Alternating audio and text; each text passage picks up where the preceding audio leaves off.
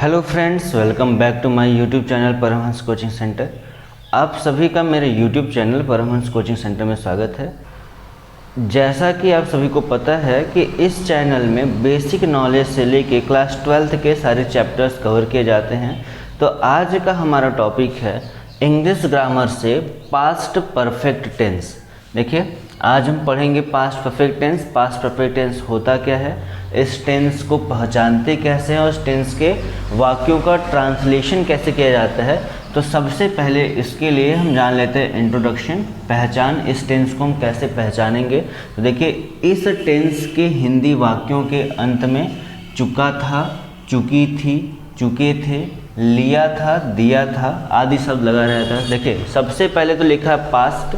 Past जो होता है, पास्ट माने होता है भूतकाल, मतलब जो बीत चुका हुआ है, ठीक है। और परफेक्ट मतलब होता है कि जो काम पूर्ण हो चुका हो, ठीक है। मतलब कोई काम ऐसा हो जो पूर्ण हो गया हो लेकिन वो पास्ट में हुआ हो। देखिए, जैसे सेंटेंस क्या लिखा हुआ है, मैं विद्यालय जा चुका था। देखिए, था लग गया है। जब भी था, थी, थे आएगा तो इससे हम पहचान जाएंगे वो हमारा पास्ट टेंस है। और अगर उसमें चुका था, चुकी थी, चुके थे, लिया था, दिया था, अगर ये सारी चीज़ें आ जाएं तो हम पहचान जाएंगे कि वो हमारे पास्ट परफेक्ट टेंस के सेंटेंस है। जैसे देखिए, इस टेंस के हिंदी वाक्यों के अंत में क्या लगा रहता है, चुका था, चुकी थी, चुके थे, लिया था, दिया था, गया था, ठीक है, आदि शब्द लगा रहता है। एग्जाम्पल देख लीजिए, मैं विद्यालय जा चुका था, इसमें देखिए चुका था लगा हुआ है। तुम पुस्तक पढ़ चुके थे, यहाँ भी चुके थे लगा हुआ है। और बच्चे गाना गा चुके थे, इसमें भी चुके थे लगा हुआ है। तो इससे हम यह पहचान सकते हैं कि ये हमारे पास्ट परफेक्ट टेंस के सेंटेंस हैं। देखिए, हर टेंस में टाइप्स ऑफ सेंटेंसेस 3 टाइप्स के होते हैं। पहला सेंटेंस होता है अफर्मेटिव या असर्टिव सेंटेंस, जिसको हिंदी में साधारण वाक्य कहा जाता है। दूसरा है नेगेटिव सेंटेंस, जिसको हिंदी में नकारात्मक वाक्य कहा जाता है। और तीसरा है इंट्रोगेटिव सेंटेंस, जिसको हम हिंदी में प्रश्नवाचक वाक्य कहते हैं।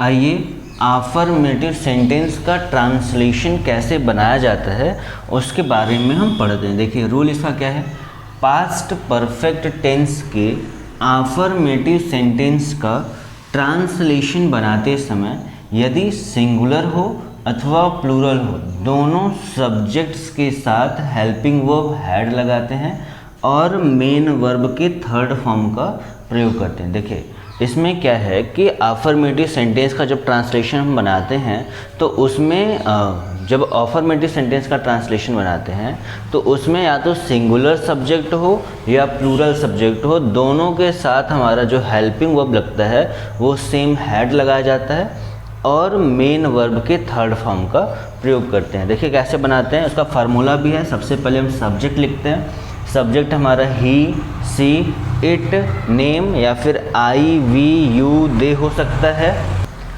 उसके बाद हेल्पिंग वर्ब हैड लगाया जाएगा, फिर मेन वर्ब के थर्ड फॉर्म का प्रयोग करेंगे और सबसे लास्ट में ऑब्जेक्ट लिखेंगे। आइए इसको हम एग्जाम्पल के द्वारा समझते हैं।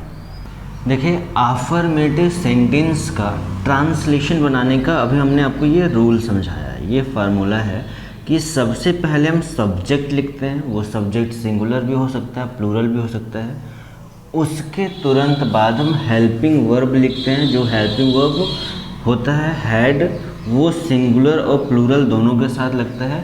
उसके बाद हम लिखते हैं मेन वर्ब का थर्ड फॉर्म और उसके बाद लिखते हैं ऑब्जेक्ट, ठीक है। तो देखिए, सबसे पहले हम ये जान लेते हैं कि सिंगुलर सब्जेक्ट क्या होता है, प्लूरल सब्जेक्ट क्या होता है।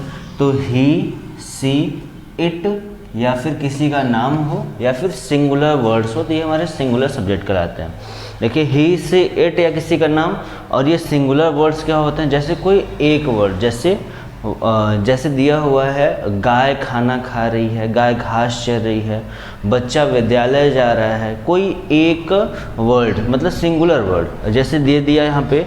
प्लूरल सब्जेक्ट में क्या दिया हुआ है, आई, वी, यू, दे या फिर प्लूरल वर्ड जैसे ढेर सारे वर्ड्स जैसे बच्चे, गाय, ठीक है, इस तरीके से आते हैं तो वो प्लूरल वर्ड्स हो जाते हैं, ठीक। तो सिंगुलर और प्लूरल सब्जेक्ट ये हो गए। एग्जाम्पल देख लेते हैं, मैं आम खा चुका था, वह विद्यालय जा चुकी थी, राम पुस्तक पढ़ चुका था और बच्चे फुटबॉल खेल चुके थे। ठीक है, अब आइए इसको हम सॉल्व ट्रांसलेशन बना लेते हैं। देखिए सबसे पहले हमको लिखना है सब्जेक्ट, जो आगे का वर्ड है मैं, राम, ठीक है, वह, बच्चे, ये हमारे हैं सब्जेक्ट, और सब्जेक्ट को हमको क्या करना है, सबसे पहले लिखना है। तो मैं की स्पेलिंग होती है आई लिख दिया, राम की स्पेलिंग होती है, नाम बनाना है, नाम बना दिए, वह की स्पेलिंग होती है ही या फिर सी। देखिए वह विद्यालय जा चुकी थी, कोई स्त्री है तो यहाँ पे वह की स्पेलिंग हो जाएगी सी। ठीक है, और बच्चे का होता है चिल्ड्रेन, CHILDREN।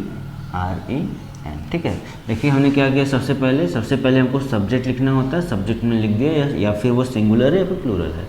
उसके तुरंत बाद हेल्पिंग ऑफ हैड, तो उसके तुरंत बाद हमने लगा दिया हैड। ठीक है, उसके तुरंत बाद हमने लगा दिया हैड। उसके बाद क्या करना है, वर्ब का थर्ड फॉर्म। देखिए वर्ब है क्या, जैसे मैं आम खा चुका था, ये जो खाना है ये हमारा मेन वर्ब। वह विद्यालय जा चुकी थी, जाना यहाँ पे मेन वर्ब है। राम पुस्तक पढ़ चुका था, पढ़ना यहाँ पे मेन वर्ब है। और बच्चे फुटबॉल खेल चुके थे, खेलना यहाँ पे मेन वर्ब है। तो पहले यहाँ पे खाना, देखिए खाना की मीनिंग होती है ईट, ईट हमारा फर्स्ट फॉर्म है, एट सेकेंड फॉर्म है और ईटेन थर्ड फॉर्म है। हमको थर्ड फॉर्म लिखना है तो यहाँ पे हम लिखेंगे eaten, EATEN। I had eaten, मैं खा चुका था, क्या खा चुका था, आम, आम की स्पेलिंग क्या होती है, मैंगो, MANG। ठीक है, आई हैड ईटेन मैंगो। उसके बाद वह विद्यालय जा चुकी थी, हमने सी हैड लिखा हुआ है। जाना, जाना का मीनिंग होता है गो, और गो का थर्ड फॉर्म होता है गॉन। तो सी हैड गॉन, वह जा चुकी थी, कहाँ जा चुकी थी, विद्यालय, तो यहाँ पे टू स्कूल। अगला सेंटेंस है राम पुस्तक पढ़ चुका था, तो राम हैड। उसके बाद पढ़ना, पढ़ना की स्पेलिंग होती है रीड, रीड का थर्ड फॉर्म रीड ही होता है, यहाँ पे आप लिखोगे रीड। उसके बाद पढ़ना, बचा क्या, पुस्तक, पुस्तक की स्पेलिंग होती है बुक। अगला सेंटेंस है बच्चे फुटबॉल खेल चुके थे, तो चिल्ड्रेन हैड। उसके बाद खेलना होता है प्ले, प्ले का थर्ड फॉर्म होता है प्लेड। उसके बाद फुटबॉल का स्पेलिंग होता है FOOTBALL। ठीक, चिल्ड्रेन हैड प्लेड फुटबॉल।